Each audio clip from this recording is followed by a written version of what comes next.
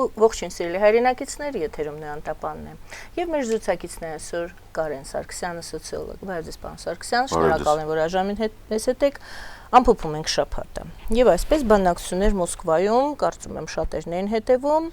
բայց ձեր մեկնաբանություններ հետաքրքիր լսել, ինչ տեսանք, ինչ հասկացանք։ Շատ հետաքրքիր իրավիճակ էր իրականում։ Նախ եւ առաջ մենք առաջին անգամ տեսանք, որ հրավիրելի կարգավիճակում հայտնվեց Իլհամ Ալիևը, ինչի համար Պուտինը հետո շնորհակալություն հայտնեց Փաշինյանին, ես ոնց հասկացա Փաշինյանը ծեր կախված Ալիևի լինել կամ չլինելը, եւ ինչպես եւ ցանկացած մի փոքր իրեն կորցրած թուրք Ալիևը իրան դրսևորեց, այսինքն այն մարդումից կախված էր, որ ինքը լիներ, առաջինը վնասեց, եւս մեկ անգամ, հա, այսինքն Սելջուկ բոլշևիկյան այդ բազմության հետ պետք է մի քիչ զգուշ լինել։ Ես իհարկե հասկանում եմ, որ դժվար էր մերժել, բայց մյուս կողմից մենք ի շնորհիվ այս իրադարձության հասկացանք, որ մենք այնտեղ ունենք մեկ դերակատար, դա Պուտինն է, դիտորդներ, որտեղ Տոկաևն մինչև այդ հայտարարեց, որ ինքը որևիցե կերպ չի հասկանում, թե ինչպես կարող է ԵԱՏՄ-ի մեջ գոյություն ունենալ միութենական պետություն կոչվածը, այսինքն Ռուսաստան, Բելարուս, եւ այսօր նույնիսկ ավելացրեց, որ այսօր հայտնվեց, որ ինքը խոսել այն մասին, որ որևիցե կերպ Ղազախստանը չի պատրաստվում նմանատիպ ինտեգրացիոն գործընթացների գնալ։ Փաստացի մենք տեսանք եւս մեկ անգամ ֆրոնդա Տակաևի կողմից կոնֆլիկտ, մենք տեսանք հրավիրյալ անձի հետ փաստացի կոնֆլիկտ, այսինքն հրավիրյալ անձի պատճառով ԵԱՏՄ գերագույն մարմինը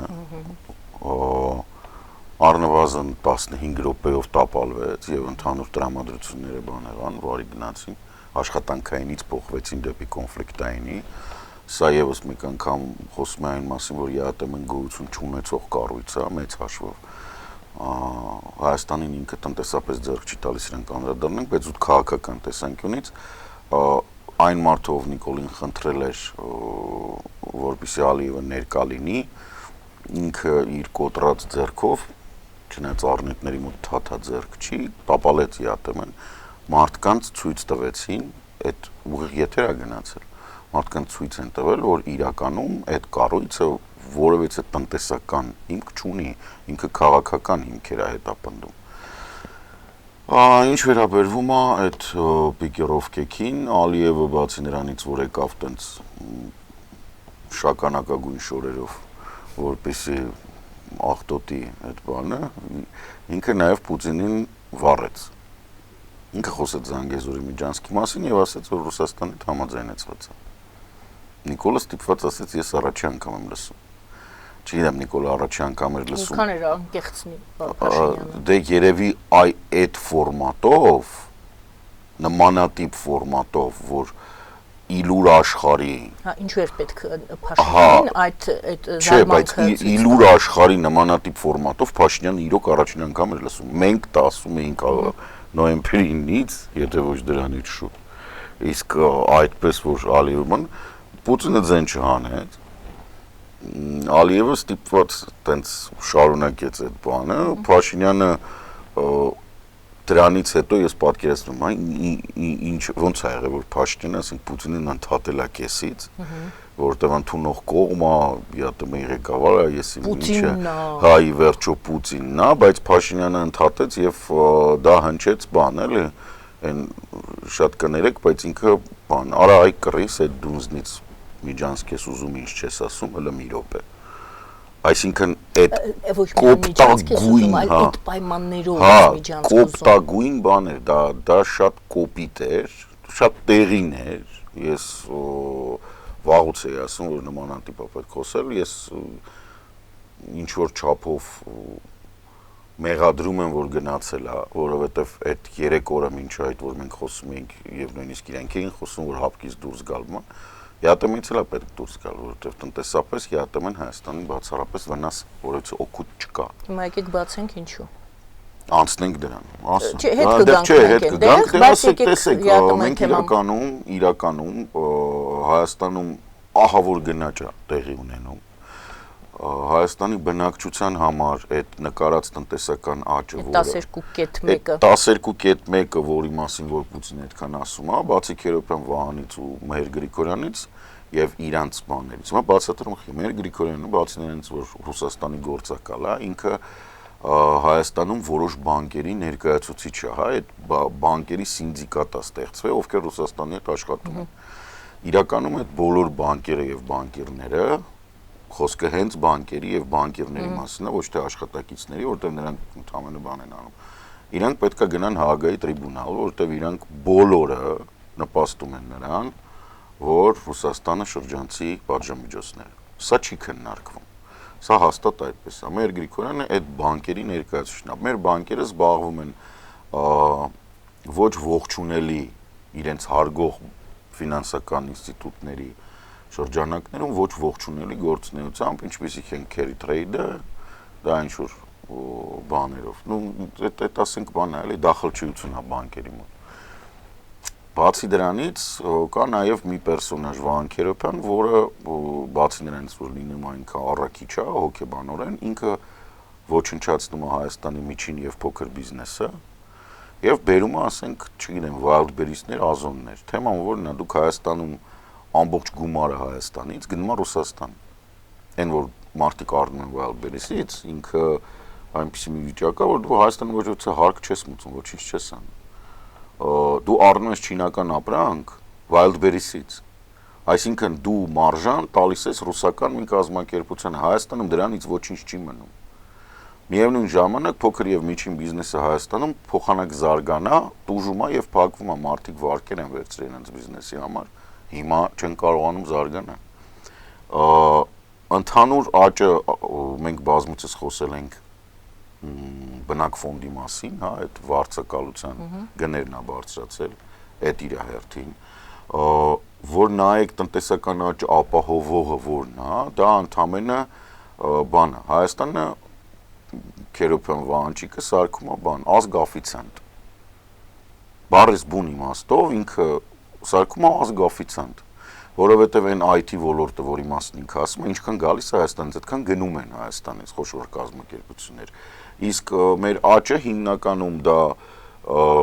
բանն է, շինարարությունն է, որոշ չափով այն էլ, որովհետև մենք հիպոթեկի հատուկ ծրագիր ունենք, Երևանը ապականել են, այլանդակել են, դա է, որ բոլորին բերում ենք Երևան, Երևանը ինչն է աճում, առևտուրն ու սպասարկումը։ Առևտուրն ու սպասարկումը Երևանը այդքան մեծ չի եւ եկած այդ բանը, քանակը ռելոկանտ կոչվածների, բարիգների եւ բաների, իրանք կարողանում են ապահովել ինչ-որ աճ։ Բացի դրանից գներն է բարձրացել, բավականին լուրջ։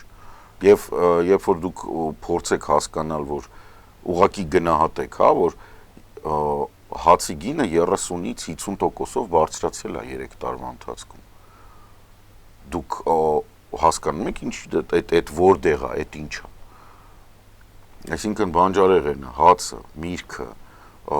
գրեթե միսը չի քննարկվում, այդ բոլորի գինը բարձրացել է։ Դա նշանակում է, որ այդ զամբյուղը մինիմալ, որ ընտանիքին հասանելի պետք է լինի, դա խստապես կրճատվել է։ Այսինքն այս ամբողջ Հայաստանը դեռևս էժան է ռելոկանտների, բարիգների եւ Քերոբյան Վահանի բան այդ գաղափարակիցների համար, բայց բուն բնակչության համար եթե դուք նայեք միջին խավ եւ բարձր միջին խավ մենք այլևս չունենք ու այդ փսլինքը ոչնչացնում է վերջնականապես, որովհետեւ եթե դու փոքր միջին բիզնեսը հանում ես, ոչնչացնում ես, դու այդ high level բանը, mid class, այսպես կոչված, բարձր եկամուտով միջին դասը, որը որ քո պետության, պետականության հիմքն է, դու իրան ոչնչացնում ես, դու իրան տանում գցում ես բանկերին, իսկ բանկերը եւս Ռուսաստանի տակից աշխատելով, որովհետեւ իրանք carry trade են անում, իրանք ծառայում են այդ ընդհանուր փողին։ Այս փողն էլ էժանը ընդեղ է։ Եթե համարենք նաև որ ստվերային տնտեսություն։ Ինչ հիմա չխոսենք ստվերային տնտեսության մասին, չխոսենք պատժամիջոցների շրջանցման մասին, չխոսենք նրա մասին, որ խոշոր հարկատուներից մեզ մոտ հայտնում են ընկերություններ, որոնք փաստացի օժանդակում են Ռուսաստանին մարդասպանության մեջ, բայց իրանք ասում են մենք բաց ենք աշխատել, այսինքն այստեղ կառավարությունը պետք է պատասխան տա դրա համար։ Եթե քո խոշոր հարկատուներին, այդ ընդամենը 1000 հոգուն, դու չես զգուշացրել, որ նմանատիպ գործողություններ կատարելը, բանա, ոչ օրենք ես ընդունել, ոչ, չգիտեմ, հայտարարություն, ոչ կառավարության մակարդակով որոշում, գոնե ըստեղ Քերոբյան Վահանը պետք է որպես էկոնոմիկայի նախարար, ոչ թե Պսլենկոտ առաքիչ, շրջանառու թերթիկ թողեր դրանց, ասեր տղեկ, սենց խնդիր կա, եթե այսինչ բաները տանեք Ռուսաստան, դուք ընկնելու եք պատժամիջոցների տակ։ Ընկերությունը ընկել է պատժամիջոցների տակ, լրագրողները գնում հարցնում են, ասում են, բա ինչ, հարցազրույցից պարզվում է, որ էկոնոմիկայի նախարարությունից իրենց հետ ոչ մեկ չի կապնվել։ Հասկանում եք, ընկերությունը, որը միակն էր, մոնոպոլիստն էր Հայաստանում, որը Հայաստանի համար կարևոր բաներ էր անում, իրան նույնիսկ պատժամիջոցների տակ հայտնվելուց հետո, այս դեգեներատ տնտեսական բլոկի պատասխանատուները չեն է գնացել մոտները, ասեն տղեկ կներեք չենք ասել, կամ եկեք սենց անենք, կամ նամակով դիմեն, այսինքն անպատասխանատու գործողությունների շարք։ Այս անպատասխանատու գործողությունների շարքը ամբողջությամբ, հիմա լավ ԵԱՏՄ-ի այդ սխեման ասեմ, մարդիկ բերում են ռաստամուշկային անում, այսպես կոչված մաքսազերծում են, հա, 20%-ը վճարում են, ահի, իրանք գրանցվում է այդ 20%-ը, որ մուտք է եղել, 72 ժամ հետո իրանք այդ ահին հետ են վերցնում, որովհետև բան են անում, հանում են Հայաստանից, այսինքն ոնց է կոչվում, տրանզիտ է Հայաստանը հանդիսանում։ Այս բյուջե մտցնելը երևում է, որովհետև գալիս է մաքսայինով հարկայինով, մաքսային հարկային եկամուտը։ Այն որ ֆինանսների նախարարությունից հետ են ստանում, դա չի երևում։ Այս փուչիկ տնտեսական աճը, որի մասին որ խոսում է բունկերային առնետը, իր ծառա Քերոբյան Վահանը։ Թեթև քմծիծաղով, եթե։ Հա, որովհետև ինքը լավ էլ գիտի ինչա կատարվում։ Բա ասենք հոապուշ չեն, այդ ոնց եղավ, ոչ մի նորմալ երկրում սենց բան հնարավոր չի։ Հիմա Նիկոլը գնացել է այնտեղ խոսում է ԵԱՏՄ-ից, որ ոչ արդյունաբերության աճը 1% էր, ինչ էր 1.8% էր, այսինքն մենք ոչինչ չենք կարել այդ ոլորտում։ Արդյունաբերությունը չի աճել, գյուղատնտեսությունը չի աճել, մշակվող հողերի ծավալը չի աճել, ընդհակառակը նվազել է։ Դու կանգնում ես խաղող բաներին, խաղող աճեցնողներին պանիկայի մեջ ես գցում, դու կանգնում ես տականք, քո տնտեսության հիմքը հանդիսացող սյուներից մեկը խաղող աճացնողներին ապրիլի թե մայիսի սկիզբ գցում ես պանիկայի մեջ, ասում ես Պերնո Ռիկարը այլևս բան, Երևանի կոնյակի գործարանը կոնյակը չի արտահանում։ Առանց հասկանալու, որ շատ մարդիկ դրանից կարող վարկ են վերցրել, բան կբռնեն խաղողի այգիները, կբացեն, կջարդեն։ Բան ելակ կաճացնեն։ Կամ կգան քո քաղաքում շինարարությունում կաշխատեն։ Ինչքան պետքա դատարկա գլուխ դեգեներատ լինես, որ գնաս գյուղատնտեսությունով զբաղվողին, ոչ թե ասես, որ արի մենք քեզ, չգիտեմ, ինտենսիվ բան սովորեցնենք, կաթիլայինը քեզ բերենք տանք, էս անենք, արի քեզ օգնենք, որ դու զարգանաս, արի եվրոպական շուկաները քո համար բացենք, աֆրիկական, գաս ասես դե գիտես ինչ կա, չի տեղավորում, արի մոտը շինարարություն արա։ Տո իմբիցիլ, որ այդ շենքը պրծավ, ինչ է անելու, նստելու է բյուջեից վրա, թե լումպեն պրոլետարիատ է սարքում, որ ինչ անեն։ Այսինքն սոցիալական պատասխանատվություն կոչվածը, որ մեզ մոտ կորպորացիաները ունեն, նախարարությունը, որ դրա պատասխանատունը չունի, բա որ ձեր ԵԱՏՄ-ի հիմքում էլ էտա, տո հապկեմը տենց ԵԱՏՄ-ն։ Դե հիմա եկեք հապկի ԵԱՏՄ-ի թեման իրար հետ եկեք նայենք, ոնց որ թե հապկի հետ կապված վերադառնանք այդ բանակցություններին, փաստորեն դուք տնտեսությանը ձեռք չի տալիս այդ թեմային, պատասխանեցիք, հիմա հետ են գալիս, ինչու այդ հարցը չի բարձրանում եւ ընդհանրապես որ Փաշինյանը հապկի հետ կապված, այսպես ոնց ասում է, ֆիգուրին ձեռք տվեց, ինչի չշարունակվեց։ Մենք կարծում ենք Մոսկվայում կշարունակվի, հիշում եք Մարիա Զախարովան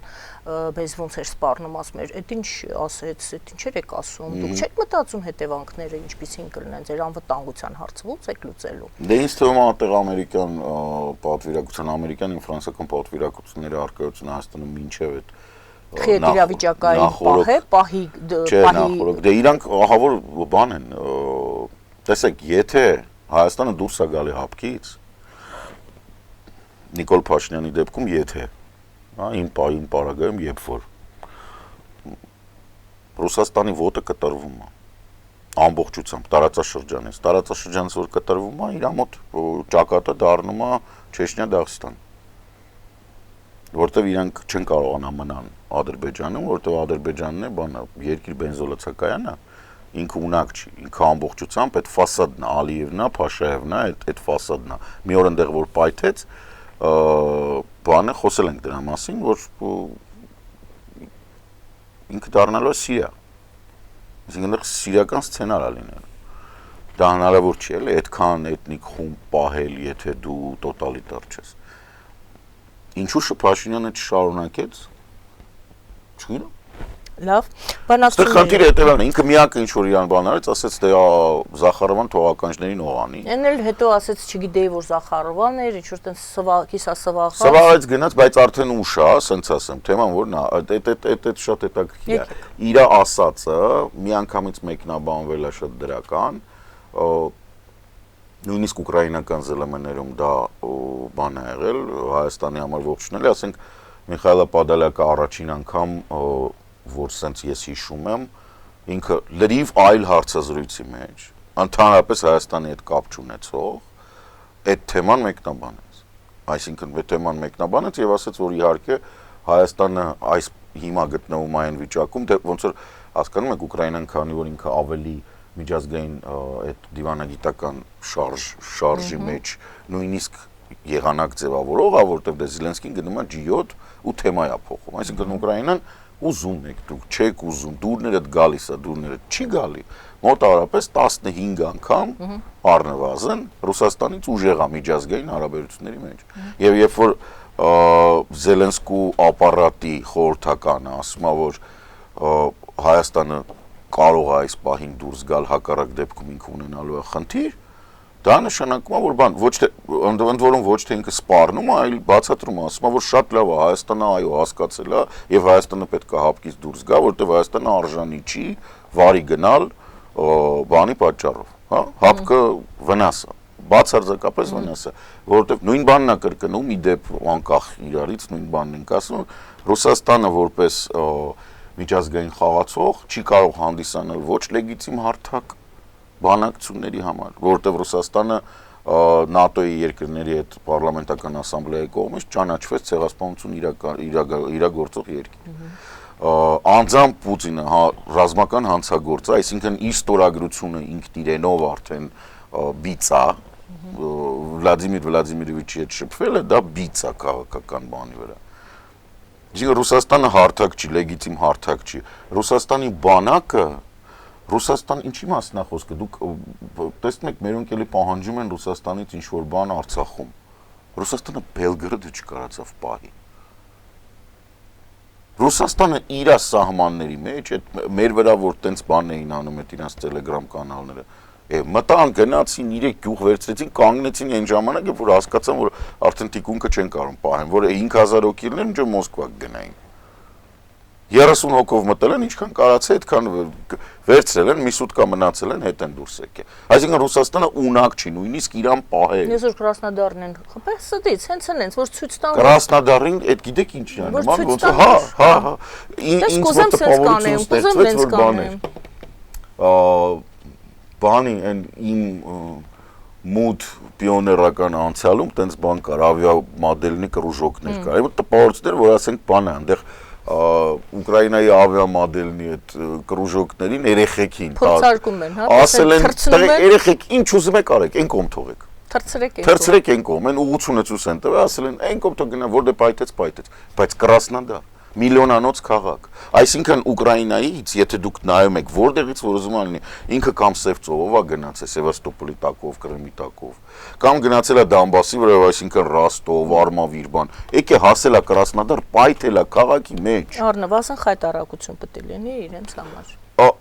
Ես չեմ հասկանում ոնց կարելի է այսքանից հետո Ռուսաստանին պրոստը շանտեղ դնել։ Հիմա հետ են գալիս, պայմանագիր են կնքում, Պուտինը ասում է, հա, այնտեղ չգիտես տեխնիկական հարցեր են, ձևակերպման հարցեր են եւ այլն, բայց ես ուրիշ ձևով եմ ուզում հարցը տամ։ Կնքում ենք, հեն կնքում, չգիտեմ, այսօր էլ նոր ասեցին, ոնց որ Քիշնևում ընդ որում ադրբեջանցին է տվել հարցազրույցը, ինչ որ դեսպան ասել է, պատրաստ են ամսի 1-ին կնքում են, դա չի խնդիրը։ Եկեք փորձենք ուրիշ կողմից նայենք։ Եթե Ռուսաստանը իրան արբիտրի տեղադրել, ինչ խնդիր է լուծում իր համար Ռուսաստանը, եթե հանկարծ այնուամենայնիվ հայ-ադրբեջանական պայմանագիրը կնքվի։ Ինչ որտեղ է իր ոտքը ամրանում, ինչ հարցալուծում իր համար Ռուսաստանը։ Ռուսաստանի միակ աշխարհում միակ կետը, որտեղ ռուսներին չեն համարում սրիկա տականք երեխա բռնաբարող, դա Արցախն է։ Աշխարհում ուրիշ կետ չկա, նույնիսկ Մոսկվայում, որ բնակչության ավելի քան 30%-ը համարի, որ իրանք մարդ են։ Այսինքն Ռուսաստանը գնահատվում է որպես սրիկա պետություն, մարդասպան պետություն, ցեղասպանություն իրականացնող պետություն, Ռուսաստանի վերնախավը ռազմական հանցագործ։ Միակ կետը դա Արցախն է։ Սա իրանք շատ լավ հասկանում են։ Ոնց են խաբել, ինչ են արել, չգիտեմ, այտենց է ստացվել։ Հիմա այդ մարդիկ այտենց են իրանք աշխարհը պատկերացնում, դա շատ վտանգավոր է արցախցիների համար եւ Արցախի համար։ Բայց դա փաստ է ինչի հետ որ պետք է ինչ-որ մի կերպ յոլա։ Ինձ կհարցնեն, հակադարձ հարց տամ կասեն, այսինքն մեզ կհարցնեն այս պատասխանից հետո ձեր կասեն, որը չի վտանգավոր Ադրբեջանի անձնագիր վերցնելը չի վտանգավոր։ Չէ, Ադրբեջանի անձնագիր պետք չի վերցնել, Հայաստանի անձնագիրը բավական է իրանց, որ իրանք բանանի, իրանց ժամանակին իրանք պետք է երբ որ ասում էին Արցախը Հայաստանն է եւ վերջ, իրանք պետք է ասեին հա։ Բայց հիմա արդեն այդ ժամանակները անցել են վաղուց։ Հիմա խնդիրը եկել է նրան է կանգնել, որ Ռուսաստանը փորձում է հակամարտության մեջ մնալ, որովհետև սա իրոք միակ տեղն է, որտեղ ինքը կարա մնա միջազգային հարաբերությունների մեջ։ Բոլոր մնացած տեղերում ինքը կարա բանանի, ինքը ուղղակի վտարած Յախեում չկա, Մակում, ասենք, այն Նեբեզնյանը նստած, չգիտեմ ինչ է խոսում։ Չինաստանում Միշուստինը գալիս է, Միշուստինին չեն ընդունում։ Գալիս է Ռուսաստանի վարչապետը, ինչ որ բան ասելու, իրան չեն ընդունում։ Սի Ցզինպինը մի հատ ձեռը սխմում, ասում է դա ռադքաշի։ Այն որ ասում է ярлык на книжение приехал получить չի ստացել։ Բացի դրանից, անմիջապես դրանից հետո, թե նույնիսկ դրանից առաջ Չինաստանը հայտարարում է, որ ինքը նոր գիծ է կառուցում գազամուղ, որը կոչվում է D, այսինքն չորրորդն է, որը 30 միլիարդ խորանարդ մետր գազ տարեկան Թուրքմենստանից կբերի Չինաստան։ Չնայած որ Ռուսաստանի գազը ավելի էժան է, Ռուսաստանի սիլը Սիբիրի 2-ում Պուտինը առաջարկում էր ամեն ինչ, այդ թվում խողովակները, Չինաստանը հրաժարվեց եւ եկավ Թուրքմենստանից վերցրեց։ Այսինքն Չինաստանը շարունակում է այս բանը, շարժը դեպի այդ մետաքսյա ճանապարհի ոնց որ երկայնքով։ Որում անջատված Ռուսաստանից, որ միանշանակ անջատված Ռուսաստանից։ Ֆրանսիայի նախագահ Մակրոնը, երբ որ Չինաստանում էր, դա 3 օր առաջ է եղել երևի, թե իրանք հայտարարել են, որ մենք պետքա համագործակցենք եւ Մակրոնը կոչ է արել կառուցել նոր մետաքսյա ճանապարհ։ Այսինքն որը Չինաստանից կգա։ Այդ նոր մետաքսյա ճանապարհում Հայաստանը իր ուրույն դերը ունի, դե որովհետեւ Ֆրանսիան բացի նրանից որ մեզ սիրում է, նաեւ Ֆրանսիան շատ պրագմատիկ է, ես կոչ եմ անում չմոռանալ, որ Ֆրանսիան այն կայսրություններից 19-րդ դարի միակն է, ով պահպանել է ամբողջ երկիր մոլորակի այդ 24 ժամային գոտիներում սեփական տարածք, ոչ թե բանել իրական տարածք, Նոր Կալեդոնիան, բանն խոսել ենք սրա մասին։ Ֆրանսիայի վրա արևը երբեք հիմա մայր չի իջնում։ Նախանցած դարում դա Բրիտանիան էր, նաև անցած դարում։ Հիմա դա Ֆրանսիան։ Ուրիշ նմանատիպ երկիր չկա։ Հիմա Ֆրանսիայի արկայությունը Հայաստանով հետաքրքրվածությունը թե Հայաստանով, թե Արցախով, նաև դրա հետ է կապված, որ կա Հնդկաստան, Իրան, Հայաստան, Եվրամիություն, այսինքն Հնդկական օվկիանոս, Սև ծով, Եվրամիություն ճանապարհ դա մեկ, եւ երկրորդը մետաքսյա նոր ճանապարհը, որը էլ է անցնում է, եւ այդ մետաքսյա նոր ճանապարհը էլի անցնելու է Հայաստանով ինչ որ մի մասը ստեղ, եւ խնդիրը գիտեք որտեղ է դառնում Հայաստանի դերը եւ կարեւորությունը Եվրոպայում հասկանում են, Հայաստանում շատ քիչ մարդ է հասկանում, լավ հասկանում են Ռուսաստանի որոշ օղակներ, ընդհանրապես չի հասկանում մեր կառավարությունը։ Ընդհանրապես, եթե ասենք իրանք հասկանային, ես 1 տարուց ավել, երբ առաջին անգամ Ամերիկայի դեսպանը անցած տարի ապրիլին այցելեց Սյունիք եւ այդ սկսեց այցելել Սյունիք շաբաթական, որ բան արեցինք, հետո մենք սկսեցինք քննարկել այդ արդեն փորձագիտական այդ Սուեց 2 գաղափարը, որ առաջ եկավ, որ մենք տենց կոչեցինք, որտեվ փաստացի այդ էր կատարվում։ Իրանք Սուեցի երկրորդ պրոքսին էին կառուցում։ Սյունիքը Սուեցի երկրորդ պրոքսին է։ Սա արդեն ոչ մեկ չի թաքցնում։ Բոլորը հասկանում են, բայց սրա տակ ինչա ոչ մեկ չի հասկանում։ Խոսքը նրա մասին է, որ Սյունիքով եւ Հայաստանով անցնելու է ճանապարհ եւ այդ ճանապարհը հենց Սյունիքով անցնելու եւ մեր կարեւորությունը եւ Սյունիքի կարեւորությունը հենց նրանում է, որ այն ծերում գտնվող երկրները, որոնք որ Չինաստանն են եւ Հնդկաստանը, ավելի շուտ Հնդկաստանն է դեպքում կան Չինաստանը, իրանք չեն ուզում թուրքական ֆակտորներ գրավեն իրանց ճանապարհների մեջ։ Իրենց համար կրիտիկական է, որ թուրքական ֆակտոր չլինի այդտեղ։ Սրա մասին է խոսքը։ Բարի, դուք ասում եք Ռուսաստանը Արցախում իր ոտքը ամրացնելու է, ես հարցնում եմ, եթե չի ամրացնելու, հիմա ամուր է, պակասում արդեն։ Եթե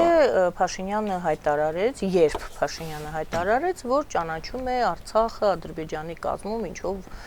մեծ հրճվանք պատճառեց ուրեմն Ալիևին, հարց, որ դեպքում է Ռուսաստանը շարունակում մնալ Սյունիքում։ Ոչ մի։ Ոչ Սյունիքում, ոչ Արցախում։ Ախր խնդիրը գիտեք որտեղ է։ Ռուսական այդ կեղտոտ սրիկա այդ խաղը, որ ինքնանք փոն են փորձում անեն, իրենք մանիպուլատիվ բաներ են անում։ Այն հարցի հետ, որ մենք ճանաչում ենք, որ Ադրբեջանը 80, ինչա 81.4-ա, 86-ը, էական չի, ինչ որ է։ Ինչ որ է, հա։ Հա, X գումարը, հա, քառակուսի կիլոմետրերը X-ը։ Դրա հետ միասին եւ մենք եւ միջազգային ուժային իրական կենտրոնները, որոնք որ են բունկերային առնետին հիմա սատկացնում են, ասում են, որ սրա հետ մեկտեղ կա Արցախի բնակչության հարց, որ իրավունքները պետքա պաշտպանված լինեն։ Եվ սրա մասին է խոսքը։ Այս որ մենք ճանաչում ենք ամերիկյան պետդեպը մի քանի անգամ հայտարարել է, մենք ողջունում ենք, որ Հայաստանը ճանաչել է, բայց խնդիրը գիտեք որտեղ է, այդ ողջունում ենք, որ Հայաստանը մարդիկ լավ չեն հասկանում։ Մի հատ ուշադիր կարդացեք, այնտեղ ոչ մեկ ոչ մի բան Ադրբեջանի ասածից չի ողջունել։ Սա մեսիջ է, որ մենք Հայաստանի հետ ենք, Հայաստանի ասածը ողջունում ենք, կոպիտ ասած, Հայաստանի ասածը մերն է։ Այնտեղ տակից էլ միշտ եղել է, որ Ամերիկայի Միացյալ Նահանգները եւ Եվրամիությունը հանդիսանալու են այս ամեն ինչի երաշխիք եւ միևնույն ժամանակ իրենց զբաղվելու են Արցախի հարցով։ Եվ բանակցությունների մասին է ասվել, որ Արցախի ներկայացուցիչները Ալիևի հետ պետք է բանակցեն, Միշելն էլ ասել է, որ լինելու է միջնորդ։ Նորից հետ են գալիս ուրեմն հայ-ադրբեջանական, նորից նույն հարցին հայ-ադրբեջանական պայմանագիր դուք ասում եք չի կնքվի, ինչու՞։ Չի կնքվի։ Չի դրի ստորագրություն, ինչ որ ասում են Քիշինև, չէ, խնդիրը։ Հիմա ասեք ինչու՞ չէ, հետո նորից նայում ենք Ռուսաստան։ Նախ եւ առաջ այսօր ամսի 26-ն է։ Այո։ Եթե այսօր գնաց եթեր, եթե չէ, իմացեք, որ այսօր 26-ն է։ 2 օրից Թուրքիայում նոր պարզ կլինի ընտրություն, իրականում 3 օրից պարզ կլինի նախագահականի կառուցվածքը։ Ուրեմն նախագահականի կառուցվածքից հետո, քանի որ Չաուշօղլուն մի քանի տենց բան հայտարարություն ա արել, ես խիստ կասկածում եմ, որ Չաուշօղլուն կփոխվի։ Որ հայտարարությունների մասին։ Դե այս ինքը դե ադրբեջանական լոբինգի հիմնական պերսոնաժն է, այդ ծաղրացուն է, ում որ Ալիևը բան ա արել։ Իդեպ կա սխալ այդ բանը, ադրբեջանցի այդ բան կար, մի հատ սպոյլեր կար, որը գնաց կպավ Էրդողանին, իրականում, քանի որ ինքը ոչ մեկ է, այդ կոալիցիա էր, այդ այսպես կոչված ԱՏԱ կոալիցիան, երկրորդ այդ կոալիցիայից, որը որ ինքը իրենով պարլամենտական ընտրություններին այդ կուսակցությունը հավաքել է 2.7%, թե 2.67, չեմ հիշում, բայց 2-ից ավել, 3-ից պակաս սենց այս ռեյնջի մեջ ինքը միացել է Քլիդարոլին։ Այդ 5%-ը չեք ասում։ Հա, բայց այն Սինանոհան կոչվածը ինքը կուսակցություն չունի, ինքը դա էլ չի հավաքել։ Իր հետևորդներին է պարզապես, իր էլեկտորատին է։ Ինքը ֆաշիստ է, ինքը ֆաշիստական էլեկտորատի ներկայացուցիչ է։ Այդ ֆաշիստները չեն գնա իր հետևից Էրդողանի մոտ, որովհետև եթե իրանք Էրդողանի մոտ գնալուց լինեին, իրանք ի սկզբանե քվեարկեին Էրդողանին։ Իրանք Իրան են քվեարկել, որովհետև չունեին Էրդողանին ձայն տալու։ Հիմա իրանք կամ կգնան absent, այսինքն չեն կբացակայեն ընտրություններից, կբոյկոտեն ընտրությունները, այդ առավելագույն ֆաշիստական զանգվածը, կամ կգնան Քլիջդարօղլուին, որովհետև Քլիջդարօղլուն երկրորդ փուլում բավականին լուրջ սենց հարվածներ հասցրեց Էրդողանի այդ պանթուրքական գաղափարներին, ինքն էլ սկսեց դրանից խոսել ու խոսել շատ ավելի լավ։ Ինքը խոսեց արտնացնելով այն հին հիշողությունները, տեսեք ինքը խոսում է նրա մասին, որ եթե մենք այս գազային հաբը ստեղծենք, մենք ասած Թուրքիան 80%-ով կախվածության մեջ կընկնի Ռուսաստանից, ինչ անտուլատրելի է։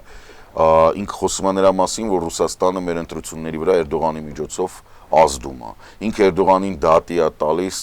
ֆեյք կոլաժների օգտագործման համար։ Ինքը ցույց է տալիս, որ այն զանգվածին, որը այսպես կոչված ավանդական զանգվածն է, ինքը տեղ աշխատում։ Ընդհանրապես փաստ չի, որ Էրդողանը նորից կօգտագործի ադմինիստրատիվ ռեսուրսը եւ կփորձի հաղթել։ Բայց 100%-ով փաստ է, որ Թուրքիան այլևս նույնը չի լինի։ Առավել եւս նրանից հետո, երբ Էրդողանը հայտարարեց, որ ինքը համանդրությունը նորից փոխելու է, այսինքն ինքն էլ է դառնալու Պուտինի պես Աբնուլյոնիշ։ Իսկ Աբնուլյոնիշի գաղափարը Թուրքիան Ռուսաստան չի։ Այլ կերպ ասած, նորից վերընտրվելու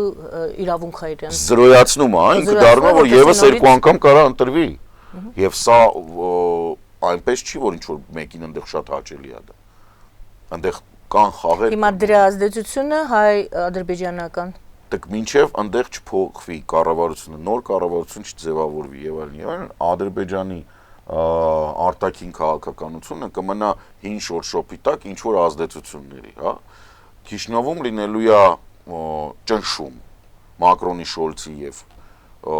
Միշելի կողմից ակնհայտորեն ճնշում է լինելու, որ Ադրբեջանը համաձայնվի, ինձ թվում է Ալիևը տակտիկական նահանջ կանի եւ ինչին համաձայնվի։ Դե օրինակ բաներին POW-ների գերիների որոշ մասի վերադարձ։ Այսինքն ինչ որ հումանիտար հարց կլուծվի այնտեղ։ Օրինակ կարող է հումանիտար հարց լուծվի, ասենք, չգիտեմ, այդ Լաչինի Միջանսկի փակած։ Հա դու կարծում եք այդպես մանր հարցերով են։ Ինքը մանր հարցերով խաղ կտա, մեծ հարցով չի համաձայնվի։ Օրինակ ինքը երբեք չի հանի իր զորքերը ջերմուկի այդ մերձակա Փաշինյանն էլ կկարողանա այդ լուֆտը օգտագործել։ Փաշինյանը չի կարողանա այդ լուֆտը օգտագործել, որովհետև Փաշինյանը լուֆտ չունի, որ օգտագործի։ Փաշինյանը չունի լուֆտ։ Դու լուֆտ ունես, երբ որ դու գրաված տարածք ունես կամ ինչ որ մի բանում առաջ ես ու կարող ես խաղ տալ։ Փաշինյանը այլևս տեղ չունի լուֆտի, ինքը կանգնած է այն դիրքերի վրա, ընդ որում արևմուտքը դա հասկանում է ու ոնց որ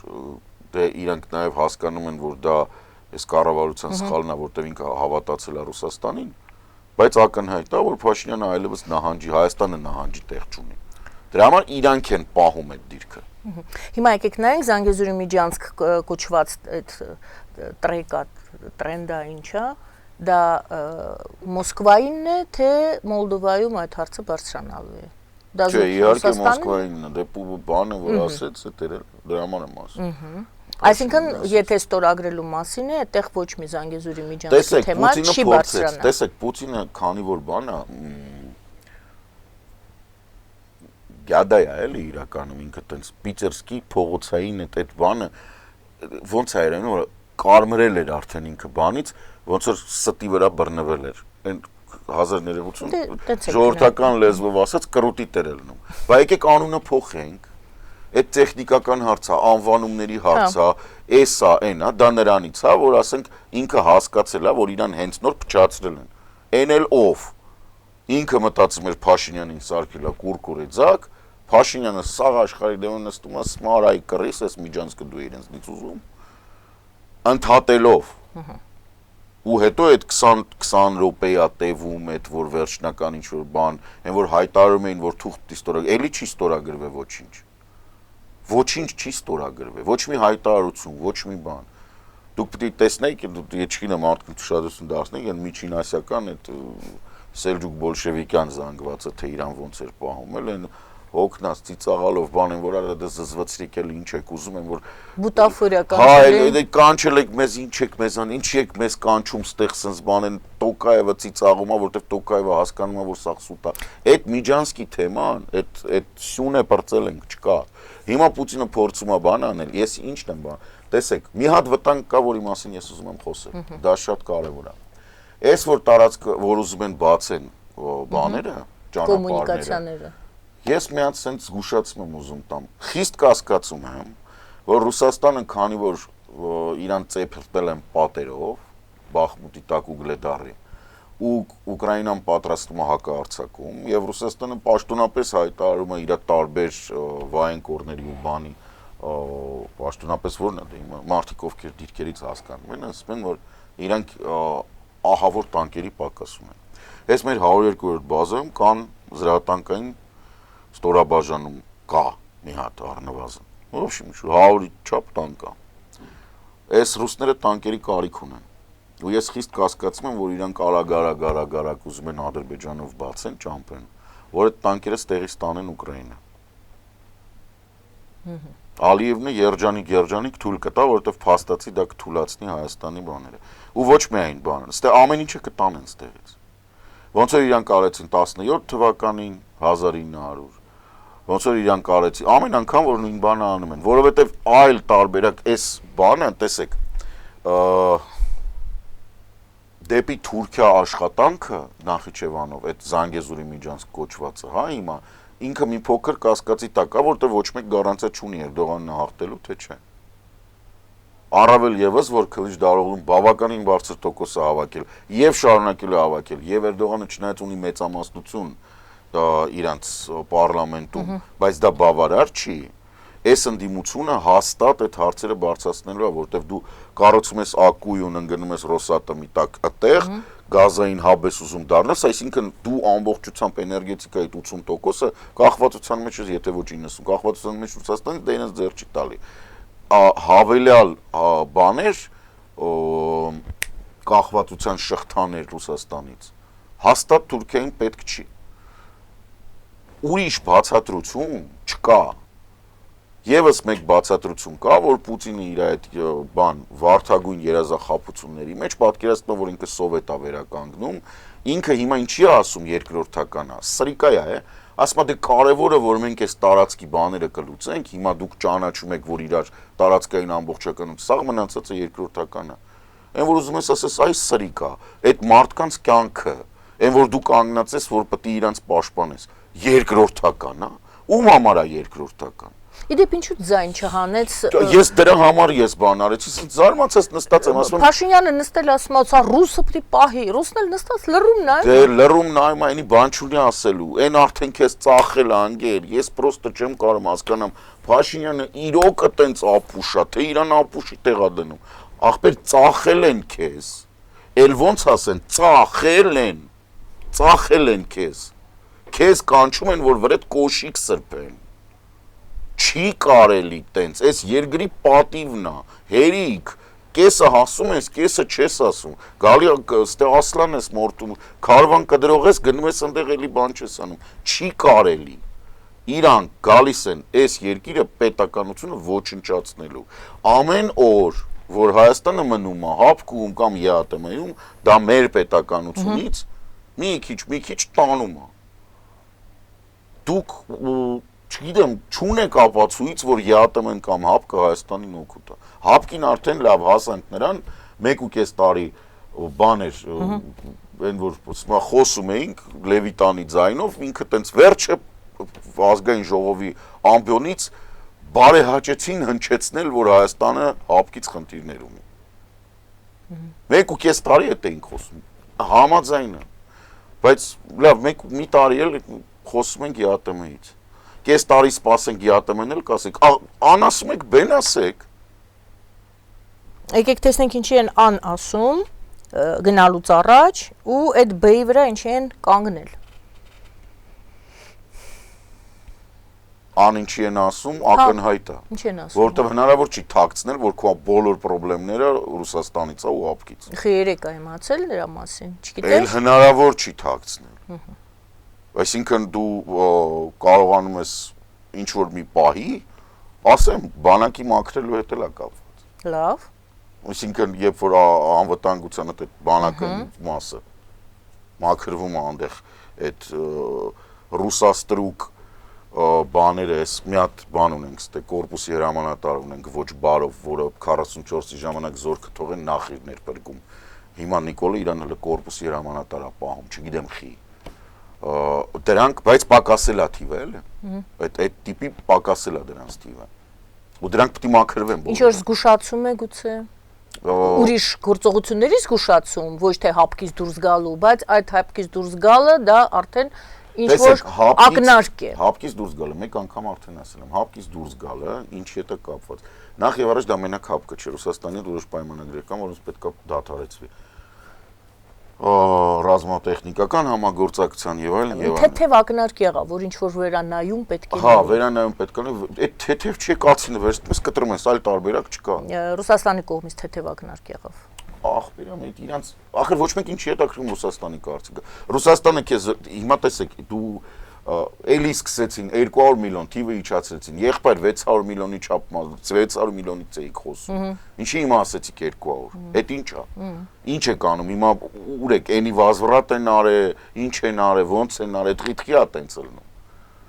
Այսինքն եթե Նիկոլին թվում է, որ ինքը 200 միլիոնով առել է Պուտինի բանը բարի դրացական վերաբերմունքը, ցավով ուզում եմ ասեմ, որ 200 միլիոնը մենակ բան է, ասենք, կարող է Երևանի Արվարձաններում է մեծ թիվ, նույնիսկ Երևանի կենտրոնում արդեն տենց մեծ թիվ չի։ Հա, այնտեղ Ալիևը իրան ասենք 20 միլիարդով է առնում դոլարով։ Ուր է սնգե այդ 200 միլիոնով ինչ արծես։ Ոչ մի։ Հողդ վերցրել են, զենքը չեն տվել, չեն էլ տալու։ Ուղղակի չեն տալու։ Հələ դուք էլ խոսում եք կարող ստեղից էլ ինչ որ բան հանեն տանեն։ Ղազախստանը, Ղրղստանը կնքած ունեն պայմանագիր Թուրքիայի հետ։ Դուք հասկանում եք, Ղրղստանը բայրակտար է ստանում։ Դա նշանակում է, որ Ղրղստանի կենտրոնական գլխավոր շտաբը, իր ամբողջ հետախուզական բանը ամբողջությամբ Թուրքիայի ազդեցության տակ է։ Նույն բանն է Ղազախստանը։ Ղազախստանը ունի պայմանագիր Թուրքիայի հետ հետախուզական կազմակերպությունը, հետախուզական տվյալների փոխանցման մասին։ Հիմա հարց. դու հապկում ինչ ես անում։ Դու հապկում ինչ ես անում։ Ադրբեջանը եւ Թուրքիան հայտարարել են, որ իրանք մի ազգ են երկու պետություն, թե ինչ-որ sense մի բան, բանակը, նույն բանակն է։ Հիմա մենք ունենք Թուրքիա, որը Ադրբեջանի հետ պաճպրոշտի է, Ղազախստան, Ղրղստան։ Մենք ունենք sense այդ Թուրանի գիծը։ Մենք ունենք Թուրքիային ծառայող բոլշևիկյան թև, Բելարուս, Ռուսաստան։ Հիմա հարց, քեզ Հայաստանի, ինձ, իրանց չէ, ինձ Հայաստանից, ասում են դու մերն ես, դու եվրոպացի ես, քրիստոնյա ես, 6000 տարվա ազգ ես, 2000 տարվա քրիստոնյա ես, արի դու ոնց որ բան ես, մենք դու մեզ պետք ես, սենց մեզ էլ պետք է, հնդիկները ընդեղից ասում են հա մերն է, չինացիք բացում են թղթերը, ասում են հա գիտենք ովքեր են, հա տենց խաղում ենք հետները, հարց չկա։ Ուրեմն դու այս ամբողջ դրական ծավալը կա, դու բան ես անում, մի 4 հատ փնթի դախլից օլիգարխ դարած, դախլչից օլիգարխ դարած սպեկուլյանտ մնացած բան, մեծահարուստի խաթր, մեկ է, ասենք, Մեհերի Գրիգորյան, մեկ է փսլենքոտ առաքիչները, որոնք ես կուտ են տալի, որ յանի դու տնտեսություն ես աճացնում, դու այդ մի քանի, մի 10-15 դեգեներատի ու լիքը սրիկաների խաթր, այս երկրի պետականությունը դնում ես կասկածի տակ, մեր տղեկի կյանքը սահմանի վրա դնում ես վտանգի տակ, որովհետև ինչ, են ասում շո բշո, ուր ես տանում, ախր պլանը չկա, ռազմավարական պլանը չկա, Ռուսաստանը ոչնչանալու է։ Ես գիտեմ, որ իրան զեկուցում են, իր մոտիկները, որ չէ, դա այդպես չի, այն կուսակցություններ կան տարբեր, են պրոքսի կուսակցություն են, յանի արևմտյան, որ հմեկի եթերից, դե գիտեք, իհարկե Ռուսաստանը հիմա վատն է, բայց որ վերջանա, Ռուսաստանը մեկա ծաղկելու է, ոչ, տղեկ, գոյություն ունի 3 գործոն, ծաղկունքի, տեխնոլոգիական աճ, ներդրումային կլիմա եւ ժողովրդագրություն, դեմոգրաֆիա, իրանց հասկանալի լեզվով։ Դեմոգրաֆիական տեսանկյունից Ռուսաստանը ոչնչացված է։ Իր մոտ արդեն երկրորդ տարին է, նույնիսկ պաշտոնապես տեղի է ունենում բնակչության նվազում բնական պատճառներով առանց պատերազմի։ 200,000 մարդ զոհվել է հաշմանդամադար, էական չէ, 250,000 մարդ արդեն տենց է գնահատականը, 3 չառաջորը 204,000 մարդ պաշտոնապես գնահատվում է զոհված։ Դրանց միջին տարիքը 18-ից 45 է։ Այսինքն դա տղամարդիկ են, ովքեր պետք է ընտանիք կազմեին ունենային երեխա։ Մեծացնեին այդ երեխեքին։ Այսինքն Ռուսաստանի առանց այդ մի բարի վիճակ չէր։ Դա էլ պակասեց։ Դուք հասկանում եք, այդ ազգը վերջանում է։ Ասում են երկրորդ համաշխարհայինից հետո գյուղական բնակչությունը կազմում էր մեծամասնություն, ու այնտեղ, ասենք, ընդունված էր 6-7 երեխա ունենալ։ Հիմա Ռուսաստանում 1.2 երեխան դա առավելագույնն է, լավագույն վիճակն է։ Հիմնականում ունենում են 0.8։ Այսինքն դա նշանակում է, որ 2 հոգի ամուսնանում են, ու այս 4 ընտանիքից մենակ 3-ն են ունենում երեխային, մեկը չի էլ ունի, ինքը իրանք իրանց չեն վերարտադրում։ Որպեսզի վերարտադրվի, ընտանիքը պետք է ունենա 3 երեխա։ Ամեն ընտանիք պետք է ունենա 3 երեխա, որպեսզի այսպես փակ համակարգում որ Ռուսաստանը։ Իսկ տեխնոլոգիապես ժողովուրդ մոռացեք, այնտեղ կվերադառնա Coca-Cola-ն, այնտեղ կվերադառնա Marlboro-ն, այնտեղ կվերադառնա, չգիտեմ, McDonald's-ը, բայց այնտեղ երբեք չի վերադառնա ոչ Intel-ը, ոչ բան, երբեք ասած 10-15 տարի, 15 տարի հետո 15 տարի դուք պատրաստում եք Հայաստանը պահեք գերի այդ էշ երկրին, որ ինչ, դուք հիմա աճի տեղ ունեք, միակ բանը, որ պետք անել, ախր դժվար չի, ընդ որում ասեմ, նույնիսկ Նիկոլը դրա համար պետք չի։ Բավարար է, որ Ալեն Սիմոնյանը կանգնի, որպես Հայաստանի Հանրապետության ազգային ժողովի նախագահ, Ալեն Սիմոնյանը կանգնի, ասի, վերջ, բրծավ, վсё, հապկը ջրում ենք, չկա հապկ։ Կասեցնում ենք, հանի քվեարկության ու վсё։ Նորից հարց ինչու ասեցին, եւ երկրորդ հարց ինչու չեն այդ ուղղությամբ մենք չենք տեսնում, որ ինչ որ խոսում են, Շոյգուն ընդ ինչ որ բաներ ասեց։ Շոյգուն ասաց, որ իրանք ուզում են գան, որպեսզի բաներին հանեն։ Եվրամիության դիտորդ, որտեղ իրանք հասկանում են, որ Եվրամիությունը եկել է Հայաստան, Եվրամիությունը այլևս դուրս չի գալուս։ Այսինքն իրենք համարյա պարզ ասեցին, թե հապկը ինչի է ուզում։ Ինչի համար է, ասում եմ, լավ, դա ես չեմ ասում, Շոյգուն է ասում, ձեր պապան է ասում, Տուվինսկի մարշալ, Սուբուդայ Բուդուբեյ, չգիտեմ ինչ է դրա։ Պարզ են ասում արդեն էլի, արդեն էլ չեն կարողանում ուրիշ ձևով ասել։ Ախր հասկանում եք, այստեղ ինքը ահավոր բան է, որ դու նստում ես ու դու փորձում ես հասկանալ, լավ, դուք որտեղ եք, ինչ միջավայրում եք մեծացել, ձեզ ով է դաստիարակել։ Սոցիալական առաջնային ինստիտուտների հարց է ինձ մոտ առաջանում, ոնց են մարդիկ կարողանում նմանատիպ իրավիճակում ոչինչ չանել։ Շոյգուին պարզ է ինչի է ասում, իրենց հետաքրքրությունները շահերը պարզ են, մենք ինչ ենք Ախր մենք ով։ Հայաստան ներողություն։ Մենք ով, ոնց կարաս բան, չէ, կա կառավարող իշխող ուժ, կուսակցություն, կանք մենք, փորձագիտական բան, կա անդիմություն, հա, չգիտեմ, կա եվրոպական կուսակցություն։ Դե վարչապետն է գնում այդ հարցերը բարձրացնում, վարչապետը չի ասում, ես հեսա հապկ բան, սենց բաներ, ես դուրս գամ, ինձանից դուրս գան։ Այդ արդեն ասել եմ եւս մեկ անգամ կասեմ, այդ ֆեմինիզմները, այդ որ իմ մեջից դուրս գան, ես տանել չեմ կարող, ասենք ես եմ մտե, ես է դուրս եմ գալ, ինչ է նշանակում իմ մեջից, իրա մեջից կարող ենք ուզում որ հապկը դուրս գա, բայց ասենք մի հապկի մարդկանց։ Լավ, կատակ են գանում, նորից հարց, Շոյգուն պարզ արդեն ասում է, ուզում եմ գամ, ինչ անեմ։ Գիտեք ոնց, ինձ նենց հետաքրքիր է, մենք ոնց ենք բանում, հա, Ռուսաստանում տենց պերսոնաժ կա, Վիսիլչակ ու Պրիգոժինը։ հա։ Այդ Պրիգոժինն է լավ բան։ Պրիգոժինը Շոյգուի հետ կապված, հիմա ինձ մոտ որ ասում են, մեզ ինձ որ ասում են Շոյգու, իմ մոտ մենակ բանը, где боеприпасы, որովհետև Շոյգու ու Գերասիմով, где боеприпасы։ Ուրիշ հարց Շոյգուի հետ, հնա հիմա քննարկել հնարավոր չի։ Լավ, կատակ ենք անում, նորից ասում եմ, պարզ արդեն Ռուսաստանն էլ չգիտի ոնց ասի, թե ինչի համար է ուզում, որ հապկը գա, ստեղ ոչ թե քեզ պաշտպանի, ոչ թե քո սահմանը պաշտպանի, ոչ թե այլ հակառակը, ինչքան հնարավոր է անպաշտպանի։ Հա, ինքը ոչնչացնի պետականությունը, ձեր երեխեքին սպանի, ուրիշ։ Դե հասկացանք, ուրիշ։ Ներողություն, ինչպես են լրագրողները, ձեր ռեակցիան ինչ էիք մտածում այդ պահին դուք։ Ինչ էիք զգում այդ պահին դուք։ Ինչ էիք զգում, չէ, դուք որպես ես տալիս եմ որպես վաղուց, տեսեք, քանի որ ինձ համար եւ մեծ հաշվով իմ նման մտածող ահռելի քանակությամբ մարդ կա, մեզ համար ստեղ կարող եմ ասել։ Այդ հարցը վաղուց փակ է։ Մեզանից պետք չի հարցնել։ Ես առանց թաքցնելու ասում եմ Պուտին խալույ տարերը որ փոխեք կիմանաք ինչ իմ մոտ պոստերը դրանով են ես ինձ համար այդ հարցը փակել եմ ես իմ ամենօրյա հանրային գործունեությամբ ցույց եմ տալիս որ պետք չի վախենալ պրոստը պետք չի վախենալ համարում եք որ ինքը բանա ասենք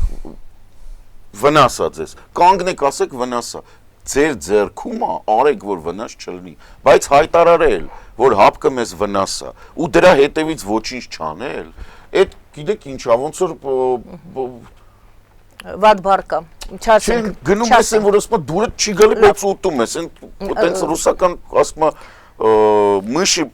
плакали сказали но продолжали есть кактусы տենց էլ կարելի է Դե չի կարելի տենց շուտ բանում։ Եկեք այս հարցին անպայման պետք է անդրադառնանք, ինչ տեսանք, ինչ հասկացանք, ուրեմն սերիայից է, թեմայից է, Հայաստանը կադաստրի վկայական չունի, մենք տոնվոր ենք։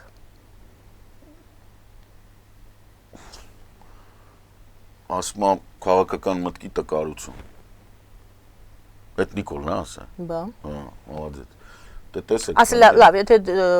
տենց ցիտատը մոտավորապես կասեմ, չեմ վերցրել, 30 տարի է մենք ապրում ենք այստեղ եւ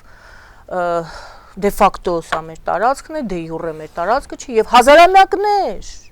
հազարամյակներ Հայաստանը ապրում է եւ չունի կադաստրի վկայական։ Հա, դե Նիկոլի բաները լավ ոբշում հասկացա, այդ Լևոնախտի արտահայտումն է, այդ լևոնականությունը։ Բայց ամբողջ աշխարհի առաջ ինչ։ Հա, դե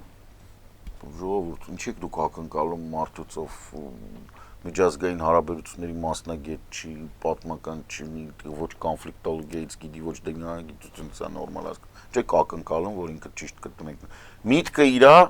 այս են դասական բաներից են, որ միտքը հասկանում եմ, չեմ հասկանում, կարամ բացատրեմ, չեմ հասկանում, խիա ինքը դա ասում։ Իրան միշտ թվում է, որ ինքը խոսում է իր ընտրողների հետ։ Ինքը այլևս այդ ընտրողների զանգվածը իր մնացել է բան, մինչև 7 դասարան կրթություն ոչինչ չհասկացող մարդիկ։ Ստեղ քաղաքական համակարգի խնդրեմ կա։ Նիկոլը միշտ խոսում է իր ընտրողի հետ, առանց հասկանալու, որ իրականում ինքը խոսում է միջազգային հանրության հետ։ Իր ընտրողի տեսանկյունից ինքը ճիշտ է բացատրում, ինքը բացատրում է իր ընտրողին։ Իր ընտրողը, որտեղ այլ ուրիշ ընտրող չկա։ Անգրագետ, ոչինչի մասին տեղյակ չունեցող եւ տեղեկություն չունեցող ունենալ մարդը, իրան պետք է բացատրես, այտենց։ Ինքը չի հասկանում այդ ինչ հարցը, իրան բացատրում է, ինքը ընտրողինն է, իր ընտրողինն է բացատրում, ասում է այդ ոնց որ տուն ունենաս, կադաստրի վկայական չունենաս տղա ջան։ Բայց մոռանալով, որ այդ ամեն ինչը տեղի է ունենում, նույնիսկ այն ապուշը, որը իրան այդ հարցը տվել է, այդ իր պատգամավորական խմբից, չգիտեմ ով է եղել, բայց ասենք էդի չի ասել, ախր պարոն վարչապետ, ես ինչ ես ասում, կամ գոնե հումորի տա։ Այ այդքան իրանք չկան, որ չեն կարողանում հասկանալ, դե որ դիվանագիտական կորպուսը Վլադիմիր Կարապետյաններով բանելնի աչքի ընկնի, ինչ եք ուզում։ Լավ, վերջացնում ենք վերջին ուրեմն մեր հատվածն է։ Բայց ես այսօր լավ լուր եմ իմացել, ոնց որ թե չեմ կարա ստուգեմ, հա, ոնց որ թե Բելգիայի դեսպանին փոխում են, շատ լավ է, գալիս է մեր բանը, Նիդերլանդների դեսպանը, որ այսինքն տղա է, ժամանակին աշխատում էր բանում, շատ ուրախ եմ ու էլի մի քանի դեսպան փոխվում է, որոնք հələ չեմ դրան անդրադառնա, բայց ոնց որ դա ամենակարևոր ճակատն է այսօր աշխատանքի։ Հա, բայց դա պետք է, հա, դրա վրա պետք է բանալ։ Դիվանագիտական Մերձբալթյան հանրապետությունից, եթե սենց ասեմ, եթե իրենք էլ տարբերակ չունեն, իհարկե ովային պետքա փոխելի գիծանով, որովհետև ինքը ժամանակին գոնե Ուկրաինայի խմբում էր, այլ բան չկա։ Բայց էդ էլ թույլ է, էլի, էդ էլ բան չի, ինքն էլ պետքա բանալ։ Դե դրանք էլ պետք է աշխատեն, տեսնենք ինչպես են աշխատում։ Լավ բան է։ Եվ մի բան էլ ուրեմն մի դրական Մխիթարյան դարավ Իտալիայի գավաթի բան։ Եվ մի հատ էլ այսպիսի բան նորություն ունենք, փոքրիկ բան է, ինչպես միշտ, բայց Հայաստանն ու Իրանը կստեղծեն Արաքս Մեղրի համատեղ ազատ տնտեսական գոտի։ Ազատ տնտեսական գոտի վաղուց են խոսում, ես տարիներ առաջ գիտեի, որ տնտեսական գոտի են անում, բայց չէր աշխատում։ Հիմա եթե սկսեց այդ տնտեսական գոտին աշխատել, գուցե դա զարկ լինի մեր տնտեսությանը։ Տեսեք, սա շատ հետաքրքիր է, Արաքս Մեղրի տնտեսական գոտին ստեղծում է ազատ տնտեսական, այսինքն շատ արտոնություններով է։ Ինքը շատ լավ բանով է ստեղծում, ինքը գնում է այնտեղ Խոյ մաքու, չգիտեմ որ շրջանն է, այստեղ Մեղրի քաղաքն է մտնում, այնտեղ Խոյ մաքուն, իրականում եւս մեկ անգամ միջանցքությունում են Մեղրիով, որտեղ ասում են որ վերջ տղեկել չեղավ։ Հույսով եմ որ դա տենց կլինի, որովհետեւ որոշ բաներ Ռուսաստանը կարող է ուզենալ։ Ես մի բան էլ ասեմ, այստեղ ուղղակի լավ լուրերից է, Ռուսաստանը ինչ էլ որ ստորագրենք, Ռուսաստանը ուղղակի պատժամիջոցների տակ գտնվելով չի կարող համապատասխան գործողություններ անել։ Ես ուղղակի հիշեցնում եմ նաև Երևանի քաղաքի իշխանություններին, որ դուք չեք կարող մետրոպոլիտենը իրենց բանալ։ Լավ թողենք, լավ լուրերից ենք խոսում։ Սա էտա։ Երկրորդը Թուրքիայի այս բանի նախընտրական թողուբովի մեջ գրեթե կորեց այն պահը, որ Քլիչդարօղլուն ասաց, որ իհարկե Զանգեզուրի միջանցքը էական է, բայց մեզ համար էական է նշանակությունը, բայց քանի որ Հայաստանը եւ Իրանը դրան դեմ են, մենք ոչինչ չենք կարող անել։ Մենք պետքա ռուսերեն սխալ էին թարգմանել էին, մենք պետքա ուժեղ լինենք ու իրանց ստիպենք, ես հասկանում եմ, մանիպուլատիվ թարգմանություն ա եղել։ Այնտեղ իրական իմաստայինը մենք պետքա բավականաչափ ուժ գտնենք մեր մեջ, բացատրենք, մենք պետքա մեր մեջ բավականաչափ ուժ գտնենք, որպեսզի իմաստը հետևեն, որ Հայաստանին, Իրանին բացատրենք, որ իրենց էլ է դա շահավետ։ Թուրքիային եւ թուրքական աշխարհին, ինքը Ադրբեջանի անուն չի տալիս, թուրքական աշխարհին դա բոլորին ձեռնտու է։ Այսինքն ստեղ հարցը որտեղ է գալի, այս ամբողջը որ ստեղ բացվում է, այս Մեղրի ոնց որ Արաքս, ընդ որում Արաքսի մասը, այդ որ իրանական մասը տարածքի խնդիր է եղել, Մեղրիում չեն կարողացել, ինչ որ արտադրությունները բաներ այնտեղ են լինելու։ Սա երկրորդ ազատ տնտեսական գոտին է, որը որ Հայաստանը եւ Իրանը միասին բան են անում։ Այն մյուսը հարավում է, որտեղ որ Հնդկաստանի այդ նավահանգիստն է։ Այնտեղ էլ ենք մենք ինչ որ չափով տեր եւ այնտեղ էլ է այդ բանը լինի։ Այսինքն այստեղ այս զարգացումը Իրանին բերել նորմալ իրավիճակ, սա ամբողջությամբ մտածված բան է։ Քայլերով մենք դուրս կգանք։ Մեզ երկու բան է պետք իրականում։ Մեզ պետք է ձերբազատվել 5-րդ շարասյունից, որը ասենք բանն է, փոխվարչապետը մեր Գրիգորյան, հիմնականում խնդրեմը ինքն է Վահանին։ Սա կբերի մեր տնտեսության նորմալացմանը, որովհետև այնուհետև, եթե ավելի կոռումպացված իհարկե պերսոնաժ չբերեն, հա, նորմալ նախարար լինի, նորմալ փոխվարչապետ լինի։ Դա մոտավորապես 3 օրվա պատմություն է, ամբողջ փաստաթղթա բանը, փաստաթղթերի բաները ապացուցել, որ մեզ ԵԱՏՄ-ն վնաս է։ Այսինքն մենք պետք է սա փոխենք ԵԱՏՄ-ից դուրս գանք ու հապկից պետք է դուրս գանք, այդ ուժը ասել են։ Եվ զենքը արդեն բերենք եվրոպական։ Որտեվ մեզ մոտ խնդիր չկա Եվրոպայից զենք առնելու։ Ֆրանսիայից, Շվեդիայից, ԱՄՆ-ից մենք խնդիր չունենք։ Մենք խնդիր ունենք հապկի մեջ գտնվել։ Չվախեք լավ ալնել։ Շնորհակալություն։ Շնորհակալություն սիրելի հայրենակիցներ, այսպեսին էր շաբաթը, այսպեսին էր Կարեն Սարգսյանի կարծիքը, մեկնաբանությունները զրուցվար Մերգայան Արաքելյանը, բարին ձեզ։